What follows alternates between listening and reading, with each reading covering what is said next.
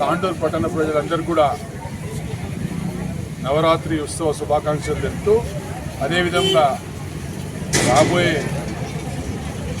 దసరా శుభాకాంక్షలు కూడా తెలుసుకుంటూ మరి గత 30 సంవత్సరాల నుంచి బసవన్నకట్టల చౌరస్తాలో మరి అమ్మవారి విగ్రహం పెట్టడం యువకులందరూ కలిసి ఎంతో సంతోషమైన విషయం. మరి ఇక ముందు కూడా పెద్ద ఎత్తున కార్యక్రమాలు చేయాలని చెప్పేసి వాళ్ళ ఆ సభ్యులందరూ కూడా కోరుకుంటూ మరి పెద్దలు శివాజీ గారికి, సింధే గారికి, మిగతా వాళ్ళ కమిటీ సభ్యులందరికీ కూడా మా తరఫున ధన్యవాదాలు తెలుపుతూ మరి ముఖ్యంగా అమ్మగారి యొక్క ఆశీర్వాదంతో రైతులు సంతోషంగా ఉండాలి. అమ్మగారి ఆశీర్వాదంతో నిరుద్యోగ యువకులకు ఉద్యోగాలు రావాలి.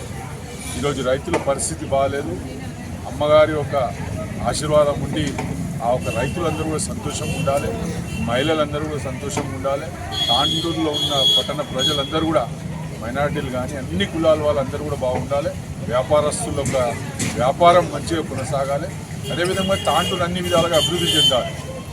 అన్ని రంగాల్లో, విద్యారంగంలో కానీ, క్రీడా రంగంలో కానీ, వ్యాపార రంగంలో కానీ అమ్మగారి యొక్క ఆశీర్వాదంతో తాండూరు అన్ని విధాలుగా అభివృద్ధి చెందినట్లయితే మనకు చాలా బాగుంటుందని చెప్పేసి కూడా తెలియజేసుకుంటూ మరి ముఖ్యంగా ఇక్కడ ఏర్పాటు చేస్తున్న విగ్రహం గత 30 సంవత్సరాల నుంచి చేస్తున్నారు. మరి గత కౌన్సిల్లో కూడా ఈ యొక్క ఏరియా పేరు దుర్గామాత చౌక్ పెట్టాలని చెప్పేసి కూడా అప్పట్లో తీర్మానం చేసుకున్నది.